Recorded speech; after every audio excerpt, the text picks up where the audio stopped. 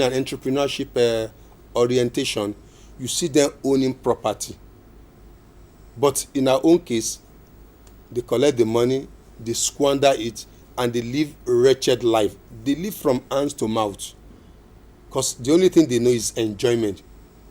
Whereas if they have been properly educated, immediate enjoyment. They just eat anything, drink anything, act without any limit. But with proper orientation, with proper grooming, they will grow up to be responsible members of the community. Go to other part of the world, you see some of these rich people, they will train some of these boys to be leaders and to be responsible in the neighborhood. At the same time, they are responsible to, that is my boss, that is my mentor. He groomed me. That's the term. But in our own case, we only mobilize them for evil acts. We use them, we dump them. In fact, when police arrest them, they are disowned. I don't know them. Whereas these boys, they go to the bus stop to collect money, and certain proportion is sent to the faceless godfathers that we don't know. So all these, they are very, very important in embedding a peaceful society. If you've just joined us, this is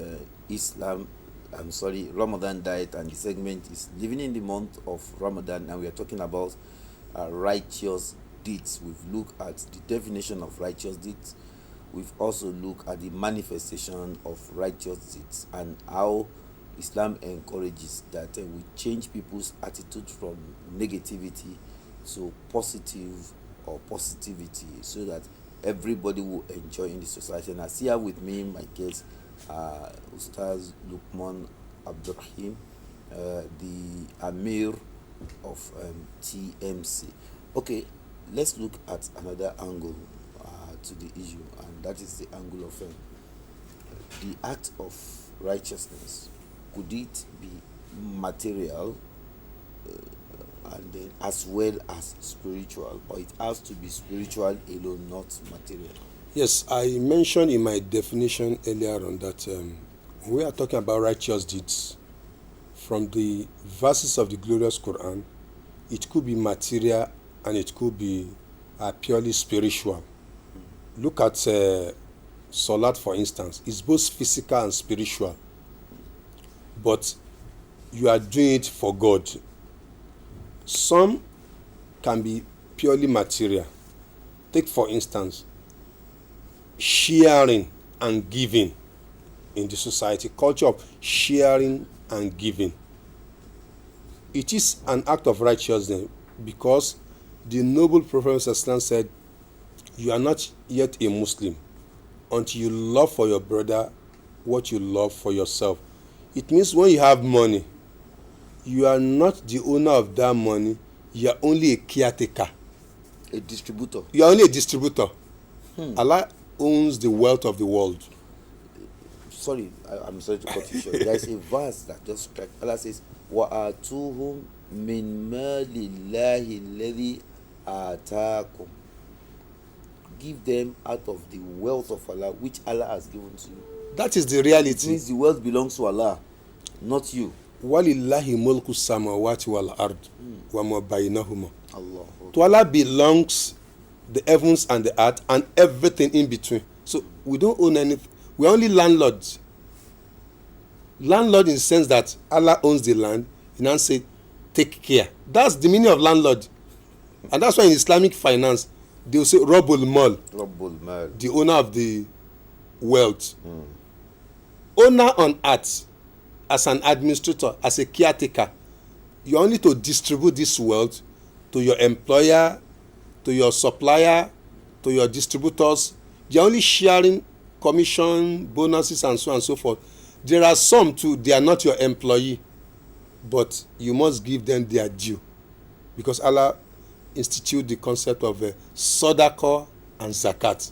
So when you give them, you are doing yourself a lot of good, because on the day of judgment, even in the grave, when you don't discharge those obligations, you are going to be held accountable for such. So it's very, very important that we know that good deed is both spiritual and physical. Look at the concept of truth. Truth is not physical, it's spiritual. You can train yourself to be truthful, even against your relation.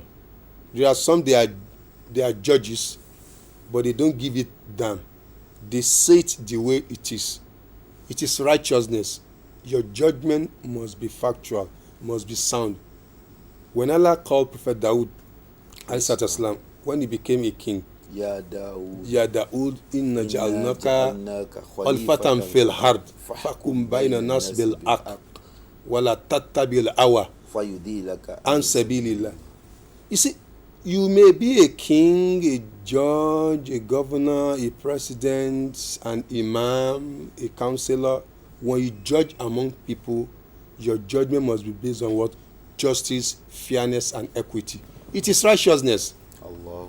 If you don't judge based on righteousness and equity, that person has committed a serious sin before Allah subhanahu wa ta'ala. A father too must be just among his children. Okay. Or if you have more than one wife, you must be just. So justice comes from the mind. Truth comes from the mind. You must ensure that you do it. So these are spiritual things. But in our society today, it does not matter. You do whatever you want to do. You can use any means. No. The means must be right. If you must tell lie to achieve affluence and stardom, no. In Islam, position of authority must be attained based on truth alone. Look at Surah Al-Asr. Allah underscored that when the world is going to an end, during end time, innal insan lafi khusr, man will be in a state of loss. Illa alladhina amanu, except those who are Allah mentioned it again. Watawasaw bil haqq. They are truthful and they enjoy truthfulness. Watawasaw bis sabr. They are patient and they also enjoy act of patience. But today, it is a rat race. Just take your own portion. Survival of the fittest. Whatever you have, just flaunt it. Does not matter whether it is religious or it's not religious. Might is right. Yes, might is right. Whereas in Islam, it is not so. What you want to do must be lawful. The means too must also be lawful. The hand does not justify. No. These are statements of some political philosophers. And most of such statements, they don't align with Islamic principles. So the end does not necessarily justify the means. Okay, inshallah, we want to open the floor for your participation at home. If you are very fortunate to call in, the rules that you turn down the volume of your TV set or you move away from it. And the reason being that the audio coming from the TV set will not be interfering with the audio of the mobile phone, and so we can hear you very well. You also mention your name and where you are calling from for record purpose, so we know those who are calling and then where they are calling from. Then you have your right to ask a question or pass comment on the topic of discussion, and we are still discussing righteousness. The number to call is 08064784095. 08064784095. Now, these are indices, these are manifestation of righteousness and then the rest. But some people say, if righteousness is good and then is required, why is it that people find it difficult to do and they find it easy to do the other one, which is the evil deeds and not the righteous one? Why is it like that? If you look at the glorious Quran, Allah summarizes our activism on earth into two. There are those calling to righteousness, and there are those calling to evil deeds, both physically and spiritually. So it is like a product. There are two categories of activist calling. So it depends on what you are using to motivate. In the society, they say power is right. That you don't have to be truthful. You must use diabolical means to achieve what you want to achieve. You must use Machiavelli principle Machiavellian style. to achieve whatever you want, because the society does not reckon with truthfulness, honesty, simplicity. So why are you so simple? You don't have to be simple. Why are you very soft in requesting for your rights? You must be violent. It is violence that the society understand. In Islam, it is not like that. Look at so many students in our institution who are into cultism and occultism. Some of them are from good Muslim home. Some are not Muslim, but from very decent background, and their parents are very religious, but they end up becoming wayward. It is because of what I have underscored. You have righteousness, but you are not calling to it. You are not motivating the young, the people in the neighborhood. Of course, the other party will motivate them. Come to us, we have power, we have influence, we have money. You can't pay your school fees. Our Godfather will pay your school fee. You don't have job. Once you are with us, you get connected. They can fix you up anywhere, oil company, telecommunication, and so on and so forth. So it is this motivation that takes people away from the path of righteousness to the path of waywardness. Look at glorious Quran. Allah says, Ya ayyuhal ladina amanu takula wa kunu ma'as sadiqin. Oh, you believe, fear Allah and be in the company of the righteous. It shows that peer influence, societal distractions, friends, and some prevalent practices that the society has accommodated, all these factors are pulling people. Yoruba will say, Olododo ko leni, that if you continue to say the truth, you end up not having a mattress or mat to sleep on. The implication is that you must do what? You must lie. You must lie. Even today, attaining religious position, people join occult society. And if you go there, they will collect your right for you. In fact, even if it's not your right, they can lobby for you and get that thing for you. So these are reasons why righteousness appear unattractive. In the public service, those who are honest, who don't take bribe, most times, I'm not generalizing, they don't rise. If those who control affairs in such public service are evil-minded people. So if you are righteous, that man says, let his Allah promote him. No matter how excellent you are on the job, they will always find fault with what you are doing. And that's where the issue of sabr, patience, comes in. There was a day Prophet Islam was going. He now called a young lad called Abdullah ibn Abbas. He now said, let me teach you some words of wisdom. That you should be close to Allah in the period of prosperity. So that in the period of adversity, you find Allah before you. But the place I want to underscore is where he said, if the old world, if mankind, yes,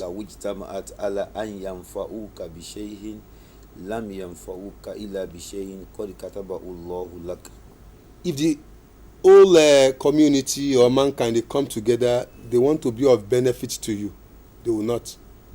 And if they want to harm you too, they will not. Why?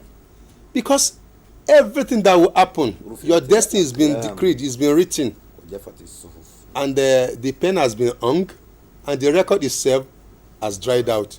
So we are only acting the script of Allah.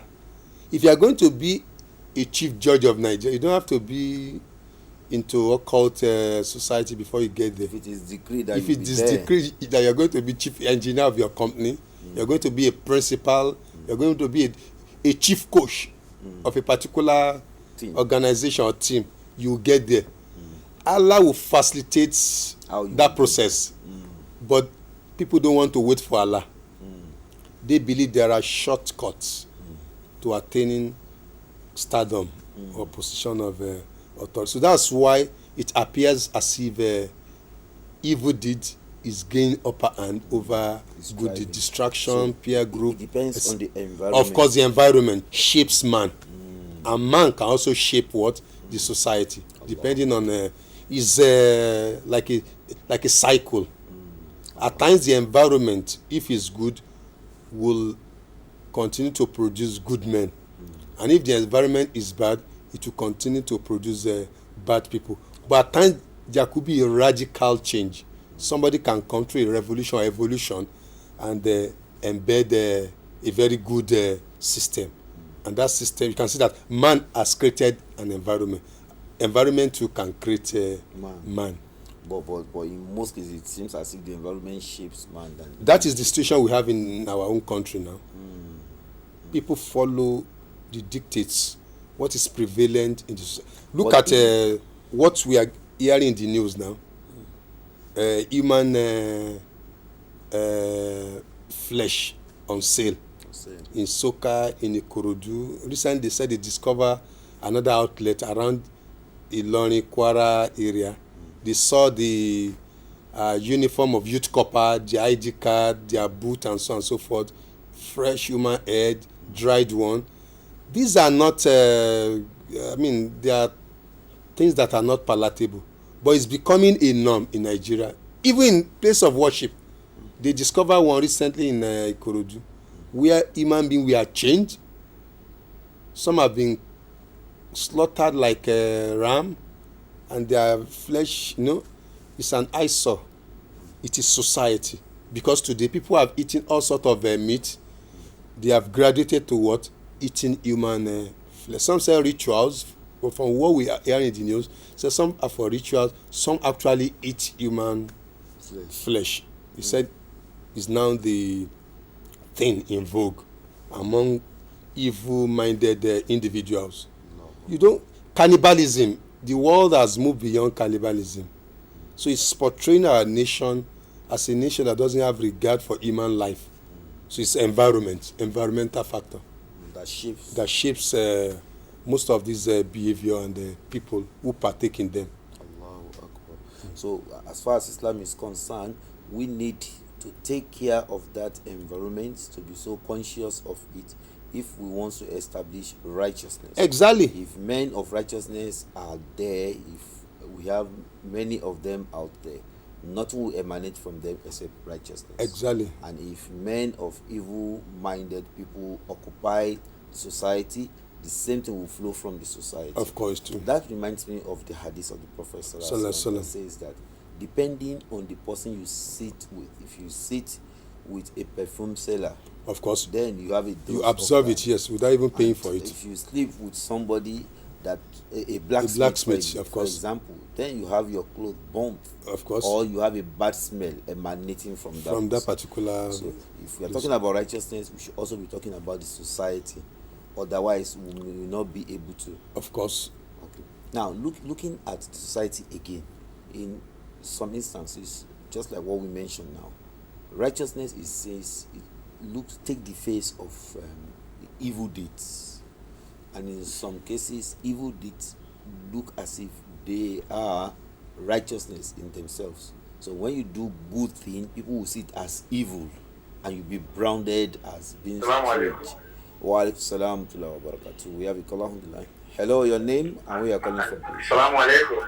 Wa alaikum salam wa rahmatullahi wa barakatuh. I'm very, I give thanks to God for seeing you people and seeing me myself in this Ramadan of today again. Alhamdulillah. So may God, Allah, shall put us in the life till the next one, inshallah. Please turn down the volume of your TV. I'm very grateful for seeing every one of you. Thank you. Please turn down the volume of your TV set. That's only what I want to say. Okay. I'm calling from Ijora Oloye. Jazakumullah khairan, Malam Ibrahim. From Lagos. Okay.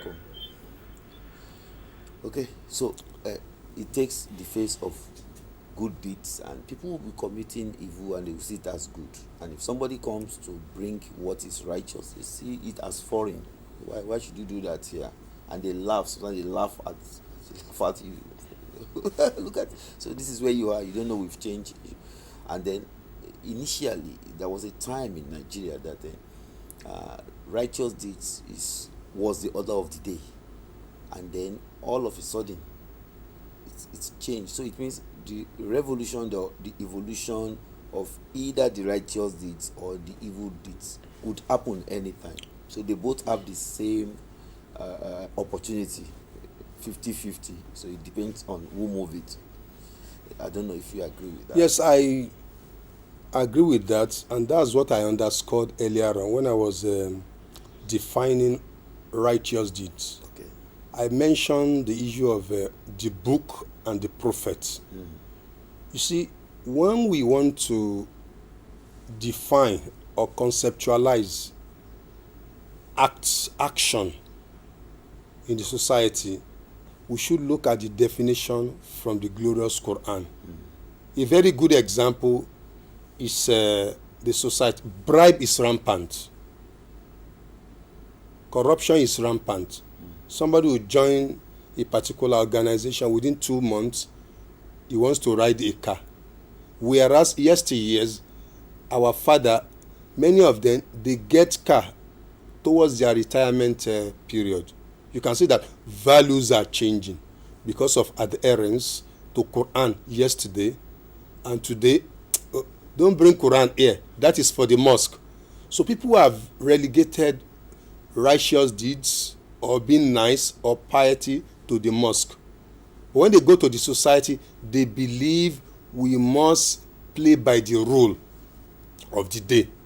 Even though the rule in their place of work does not condone corruption, bribery, sharp practices, cutting corners, but because the society has degenerated to the state that people have redefined what is good. There was a day I was privileged to attend a particular program. A governor, I will not mention his name. He said, indeed, public servants are evil servants. We have a call on the line. Hello? Hello? Hello? Hello, salam alaikum. Hello? Hello, we can hear you. Okay, we lost So that. he said, indeed, from his own experience, this was a live program, he said, indeed, they are evil servants. That if as a serving governor, you ask them, what is your opinion on this thing? I think this proposal or this thing is blue. Even though in their write-up, they put red, this, even while preparing that thing, we also observe that it is blue. They will not agree with you. If you now start the implementation and you now realize that it is not blue on the field, it's actually red, and you call them, but you told me it's blue. Sir, that day we were discussing, we knew it was red, but we concur with you because you said it's blue. Now that it is red now, it's red. Whereas, if you are a true public servant, even if the governor says it's blue and it's red, based on facts and figures, based on principle of morality, steadfastness, honesty, you must explain why it is red. But in our own case, we tell lies to please people. So that is to tell you the extent to which the society has degenerated. So as a Muslim, our Quran should be the lenses through which we view things, not the prevalent definition, the prevalent practices. You say, this is what is in vogue. No. What they said is in vogue, is it in line with the principle of Quran and the this of the process? Like if it's yes, then you follow. So the place that you cannot be there, you join the no, doesn't find a place in Al-Quran. If it is evil deeds, you can't join them. But if it is good deeds, even if you are the only person, you follow that particular at least deeds. we had an example. Of course, in Ibrahim, at least that was. He was a lone ranger in doing good, and Allah honored him on the surface of the earth. And day of judgment, of course, many people will be in his company for being righteous and foremost in doing good. Allah says, وَمَنْ يَرْغَبُ عَنْ مِلَّةِ إِبْرَاهِيمَ إِلَّا مَنْ سَفِيَ نَفْسَهُ وَلَقَدِ اصْطَفَيْنَاهُ فِي الدُّنْيَا وَإِنَّهُ فِي الْآخِرَةِ لَمِنَ الصَّالِحِينَ. So he is counted among those who are Of course, the righteous. despite the fact that he was alone then. Of course. Okay, so what would be your advice to our listeners at home now with regards to establishing righteousness? Islam in most cases will say al-amru bil ma'ruf, then wa nahyu anil munkar is the basis, the principle upon which Islamic teaching is based. So what would be, that is the art of enjoying what is right and forbidding what is. So what would be your advice to our listeners at home with regards to establishing righteousness in the society? Well, my frank counsel to our people at home is that we must know that on the surface of the earth, even though we are doing things in group, but in the day of judgment, we are going to be singled out for reward. And there are two rewards. Either somebody makes heaven or the person ends up in a hellfire. So the ball is in your court. To be able to excel in righteous deeds, there are three steps. Before you end that advice, I think you can see it. I think one more call. Hello. It's completely off. Hello. Hello? Okay, your name and where you are calling from, please. Turn down the volume of your TV set, please. Wa alaikum salam. Turn down the volume of your TV set. That's okay. Hello? Hello? I think we lost the call. So, So I was talking about the steps. The first one is what is called self-purification. To be a righteous person is a conscious thing. It must start from you. And that's what the scholar calls Islahul Nafs. You start with yourself. You are a liar, you are a fornicator, you drink, you do all sorts of things. If you have that readiness to be good, Allah has made it very easy for man to do. So start purifying yourself. And if you don't engage in all this evil, you can also enhance and fortify yourself by going up. Understand? The level of spiritual development, of course, has grade.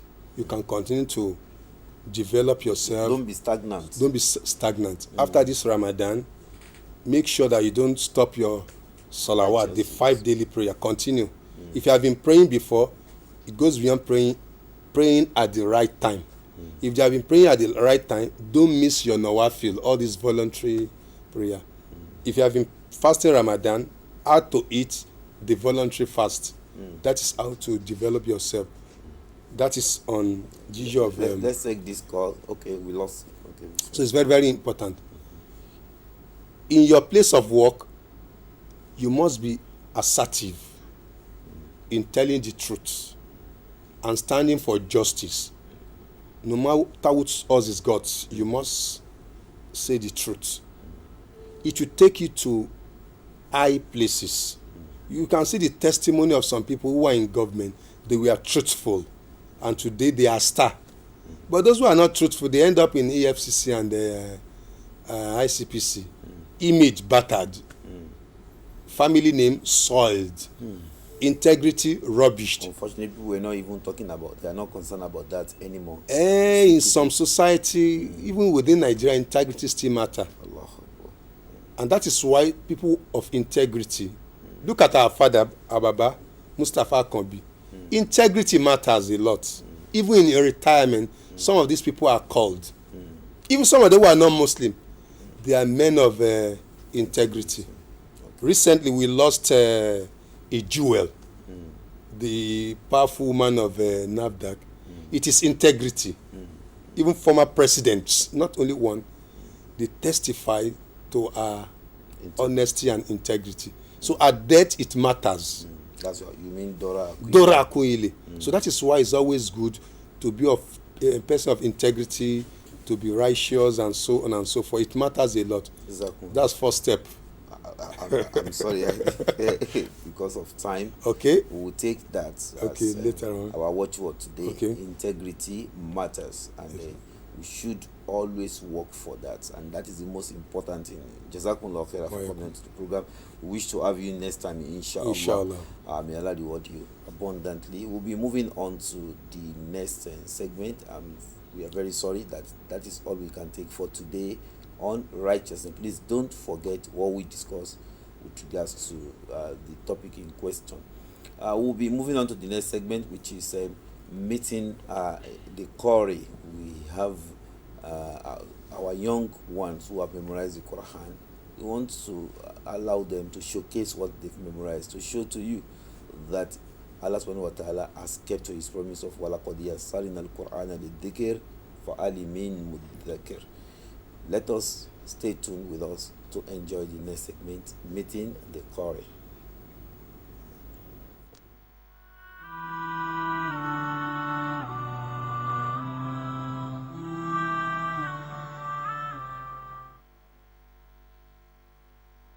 There's a powerful expression in the Quran. It's captured in 2 words. Those 2 words are qurrata a'yun, the coolness of the eyes.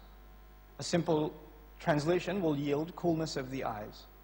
And it's mentioned in a number of occasions. It's also found in a hadith of the Messenger sallallahu alaihi wasallam. Okay. Before I tell you how it's used in sacred text, I want to tell you how the ancient Arabs used to use this figure of speech, this expression. It's really a figure of speech, so we can't really understand it literally. It means something more.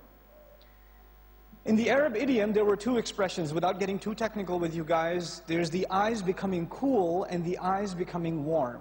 That's the first thing I'd like you to know. The Arabs had 2 figures of speech, the eyes becoming cool and the eyes becoming warm. When somebody is shedding tears of sorrow, they're suffering the worst kind of fate. They are in deep depression and sadness and calamity. Then when you would look at them, the Arab would say at least, Alhamdulillah, you are welcome back to meeting, the Qari, the Quranic reciter.